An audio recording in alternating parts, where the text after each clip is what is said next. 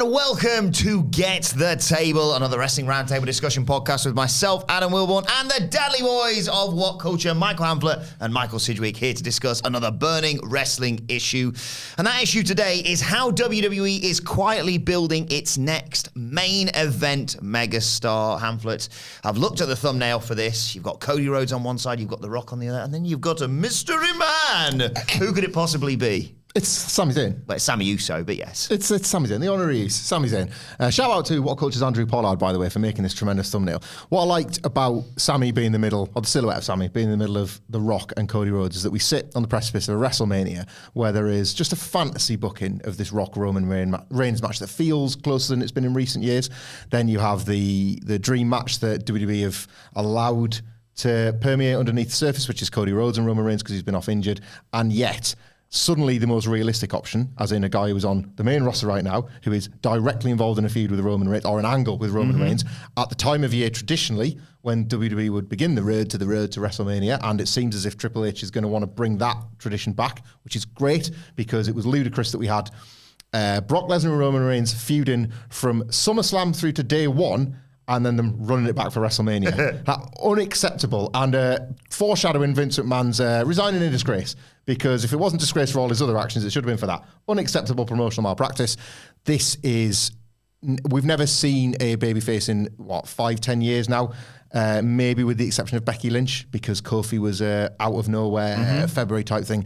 In the Survivor Series period of time, he feels like somebody that could have a title run at WrestleMania, have a run against the top heel, and it's Sami Zayn. And it's just so unlikely that a guy like him, we always said he could game the system, but there was gaming the system, and then there was gaming the biggest stage within that system. And the fact that we can even have that conversation and it be realistic, I think in light of The Rock and Cody Rhodes, is just remarkable. It's a huge credit to him and everybody involved, but it's remarkable nonetheless. Yeah, it's obviously everyone has been talking about it for months now, Sidge. I think it sort of crystallised even more so on the most recent episode of SmackDown. But before we get into all that, why is Zayn so popular? Sami Zayn is so popular because he's a genuine genius at his craft.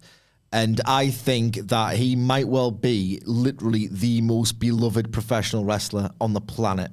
And given how toxic and tribal and divided the fandom is, I think that is such an absolutely unbelievable accomplishment. The WWE fans are in love with him. I described it on Twitter as when he appears in segments, he gets the most popular character in a 3-camera sitcom pop, where he gets the applause, the really funny ones here, and we love him. And he gets a completely different type of pop than is usual in professional wrestling. He's so funny. He's such a great character. And he was also, but don't want to give away the name, just in case, you ruin the magic. But he once performed under a mask, most prominently for Ring of Honor and Pro Wrestling Guerrilla. And he was beloved by fans of that super indie circuit, many of whom are now fans of All Elite Wrestling as well. And I don't think anyone begrudges him the success. There'll be some dickhead out there going, well, he sucks automatically because he's in WWE, and that dickhead isn't me, for once. But no, I just think he's the most, no one who's lived and died with his career, supported him all the way, PWG, ROH, NXT, begrudges him the success. People have enduring, powerful memories of how incredible he was when he was on the indie scene, and now all the WWE fans absolutely adore him. He's just phenomenal with his facial expressions. He is phenomenal with his comedic timing, his sort of irreverent approach, this really unusual character. I would describe it as Seinfeldian, but like a composite of different Seinfeld characters. And look, I don't want to take a victory lap because it's not the most searing hot take I've ever delivered or something you've not read or listened to extensively in the past.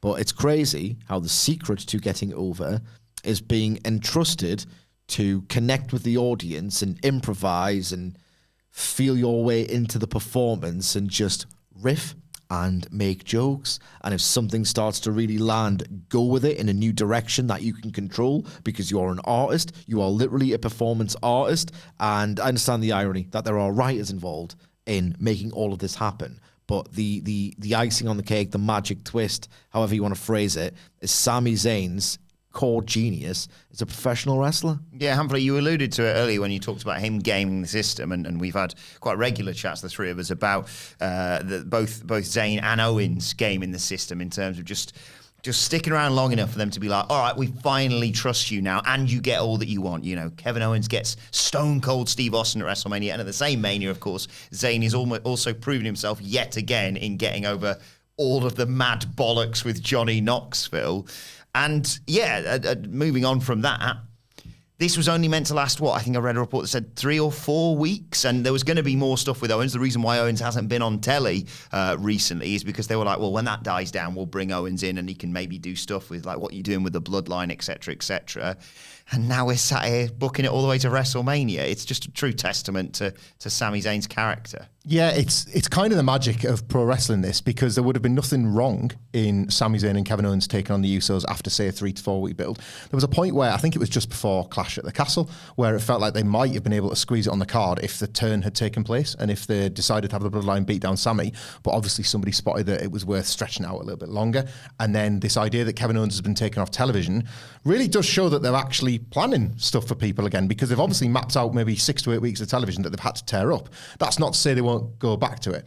I think it's really interesting. And Sami Zayn tweeted, there were 2 tweets back to back, and there was one of him just in his honorary shirt with this glowing light behind him saying what a good time it was. And then the next tweet was him retweeting his excitement at Elimination Chamber being in Montreal. There is so much to do with that show. Now it's in Montreal. That could be the turn. That could be Zayn and Owens. The turn could have already happened, and that could be them getting their tag title shot there. It could be some moment of them finally coming together for them to get a tag title shot at WrestleMania. So it doesn't have to be the end of the Zayn and Owens element of this and them dethroning the Usos or whatever it is. But it makes sense, I think, for WWE to just keep the cards close to the chest and just see how much they can get out of this. It's in a sense, it's the creative arm of the company improvising as much as the wrestlers have done themselves. You've got to show flexibility sometimes when the fans are telling you. There's nothing worse than those WWE documentaries that they would do on the Attitude Era or any era that you loved. Steve Austin one always really sticks in my craw that, well, the audience told us that they wanted to go with Steve Austin the night after King of the Ring. The Austin 316 signs were there. 1, there wasn't that many signs. Number 2, the ones that were there were completely ignored until Bret Hart came back like 4 months later. Austin got on 1 pay-per-view between King of the Ring and Survivor Series when he worked with Brett. So they don't listen to their audience, and we know that. But the fact that they would preach that that's the way to do it was particularly abhorrent. Here is a case where maybe they are listening to the fans and listen to the audience. Sami Zayn gamed the system, but you shouldn't have had to game the system in the first place. Him and Owens getting a match against each other at WrestleMania a couple of years back felt like them gaming the system because they were permitted to share the stage in a singles match. Shouldn't feel like that. No. It should be. I know it can't always be a meritocracy, and there'll always be politics, and there'll always be people in positions that they maybe don't deserve. But most of it should feel like a meritocracy, especially on big pay-per-views that you've built to. That should be the night where the fans that have paid usually a premium, the most to be there, get most of what they want from watching week to week to week. And that's why Sami Zayn right now could be in the conversation for the one to beat Roman Reigns, because that is clearly what people are paying to see. It's what people are talking about, and it's what people feel the most for. To use the most recent SmackDown segment, the laughing is contagious and the humour is contagious and the corpsing is wonderful as a result. But it can't be forgotten before, just everybody was booting off laughing. The thing that drew the biggest reaction was Roman Reigns head snapping at Jey Uso disrespecting the tribal chief. Sami has driven that between Jey and Roman and I was one of the loudest to complain about it. For months before that, it was nothing more than a 20-minute entrance, acknowledgement and getting out of there. Nothing was happening with these wrestlers. Week after week, nothing was happening. Sami Zayn, is that something that has happened? Solo Sikoa is even benefiting from this as well, but he is the thing that's happened. Looking ahead, Sid, you know what I really, really like about all this, and simultaneously hate, I suppose, is what Hamlet was talking about there, is the fear with every segment. You know, I'm so happy when they say Roman Reigns is going to be there, and you know it's going to be all the bloodline and all the pomp and ceremony that comes with that. And we had it recently, of course, with the whole T-shirt gimmick of take that shirt off. It's the constant fear of this might be the last time we get this before it's inevitable. They turn on Sami Zayn and you set up something for going forward with Sami versus the bloodline. It's another illustration of Sami's genius, because beyond the T-shirt segment where I felt so, not just scared for Sami Zayn, but just pitying him, genuine pity. But there's been a few instances, and I think the writing, not just the improvisation, is really elegant. And I don't want to be that guy. I hope, honestly, that Uzi doesn't take off that much, or they don't keep a straight face for the next 3 months or however long the story takes to unfold, because the idea of Roman Reigns maintaining this menace is fundamental to the dynamic of what they are doing here, because there's been a couple of instances beyond the t-shirt angle where Roman has said something, kept it vague about the subject of this threat or someone really fucked up or messed up bad. And if you look in the background, and that's the brilliant thing, this rewards multiple viewings. Sami Zayn kind of drops his arse a little bit and starts to look really scared and vulnerable, like he's really sort of dropped himself in it. And then the relief washes over him when Roman goes to Jay, and it's actually Jay who's done it. So yeah, they need the menace. They absolutely need that. And honestly, this WrestleMania match could happen. And if it does, it's going to be absolutely brilliant. I haven't felt an emotional connection with a single WWE storyline, despite enjoying some of them, I promise, over the last however many years. I honestly think, and I'm a 37-year-old bloke saying this, I'll probably feel devastated for Sami Zayn when that heat angle, the beatdown, the betrayal, the turn finally happens, because he's so good at selling. He's been so great throughout, so phenomenally endearing. That this could be hugely emotionally resonant, and that's what makes a pro wrestling star these days. And if the match actually happens, the best thing about Sami Zayn not being the super worker that he was when he worked under a mask, allegedly, back in the day, is that you don't see those blow-away great performances, and he's so clever that maybe he's saving that absolutely insane diving DDT through the ropes. What if he hits, at WrestleMania, a brainbuster on Roman Reigns? It'd be absolutely incredible, and I've talked myself into not wanting to see The Rock wrestle again because Sami Zayn is so goddamn great. And I keep referencing this on video, so I do give you credit for it, but I completely agree with your take on the one rule that WWE should break when that turn happens on Sami Zayn. It should be a bloodbath. They should bust Sami Zayn's head straight open. Like, the worst possible feeling with the most shocking, how could you do it like that as well? I am a ghoul for blood. It's quite nice though as well, because the whole point has been that Sami wants to be blood with the bloodline. He wants to be an oos. Yeah. And they're going to make it bleed. Poetry to it. Yeah, there's something quite nice there. As much as you love Not Sami nice, Zayn, but nice. Yeah.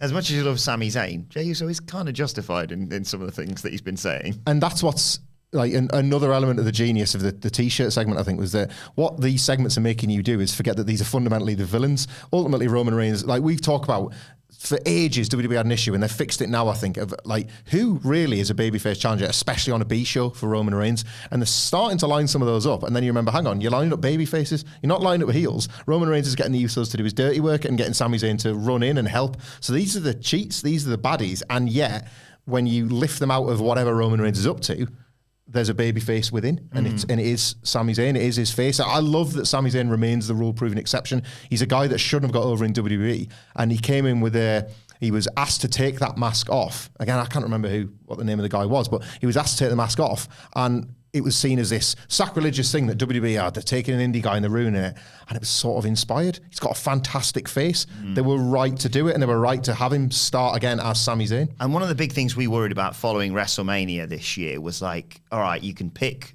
certain people, Cody, Seth, for like big four pay-per-views. Okay, what are you going to do in the interim? Now, if you look between now and WrestleMania, especially now they've gotten rid of certain premium live events, we talked about Sheamus, for example, on the SmackDown review podcast recently. You could easily line up that Sami Zayn doesn't just have to be a guy who fights him the Royal Rumble would be great, but you also kind of want Sami in the Rumble match as well. Like you say, we've gone from saying, okay, it'll probably be The Rock or Cody or a push, maybe Seth at WrestleMania, to booking Sami at Mania and booking him to dethrone Roman Reigns potentially. It's thrilling, and it really is benefited by the fact that the day one isn't happening. So War Games is going to be a big bloodline night. There's going to be a big angle. The Royal Rumble will feature presumably a big angle, because at least one of the bloodline will be in the Rumble with this idea, well, if they win, they're effectively protecting Roman's title, and then Elimination Chamber is in Montreal. And indeed, you could do a cage match that features members of the bloodline. Again, there's no big event now that won't center around this story. and they've put themselves, it could, not to sort of be doomsday on this, it could go wrong or it could stutter a little bit from here and there. They've not proven that great at dragging stuff out. We all remember the Becky Lynch on crutches / apology era from where we're at with this character, with her now at this time then. So there's time, I guess, but the big events seem too perfectly poised from the script. It feels like they've already got things in mind. I do trust this process enough, especially with this story. It's a Roman thing. They're going to take it. Even Vince McMahon would have taken Roman Reigns stuff seriously. Every event will feature something massive and will feature a huge talking point that will feed into things like the Sheamus miniseries. But ultimately, every pay-per-view now is going to have a big angle relating to Sami and the bloodline. So if you wanted to, again, it gets easier and easier to map Sami into that match because it doesn't feel like you're that many steps away from it currently. Cody winning the Royal Rumble, which is something that everybody has fantasy booked from the moment he took his coat off at Hell in a Cell. Well, Cody's going to win the Rumble. That's going to be fine. They are seriously running the risk of that getting booed. Unless they've come up with the perfect reason for Sami Zayn not to be in it. I don't think it's going to be a Daniel Bryan, Bray Wyatt, or Daniel Bryan, Batista situation, but they need to be wary of it. They just, people have missed Cody, I've missed Cody, the match would rule, but this is hot and it's hot right now. Would you have him beat Roman for the title? It's one of those where, does it feel like recency bias? Is it truly the most useful, resourceful, worthy culmination of this 2-year reign? Yes.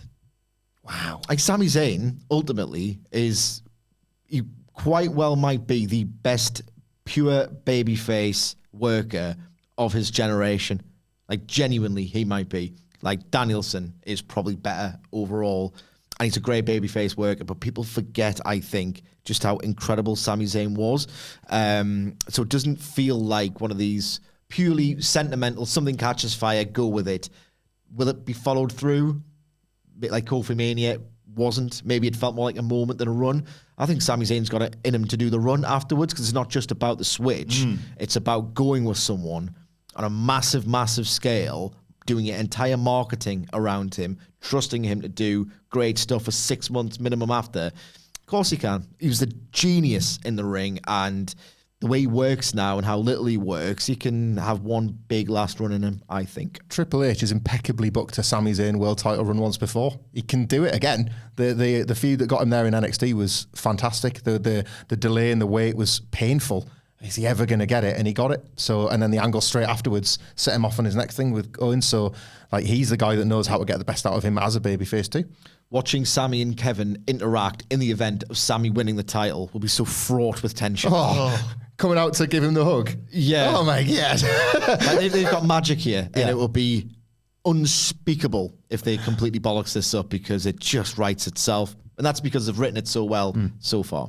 Well, there we have it. All credit to Sami Zayn. Let us know your thoughts on all the things we've discussed in the comments section below or on Twitter at WhatCulture WWE. Well, actually, they can follow all three of us. You can follow Michael Hamflett at Michael Hamflett. You can follow Michael Sidgwick at M. Sidgwick. You can follow me at Adam Wilborn. Follow us all at WhatCulture WWE, as I said. But for now, this has been Get the Table. My thanks to the Dudley Boys. Thank you for joining us, and we will see you soon.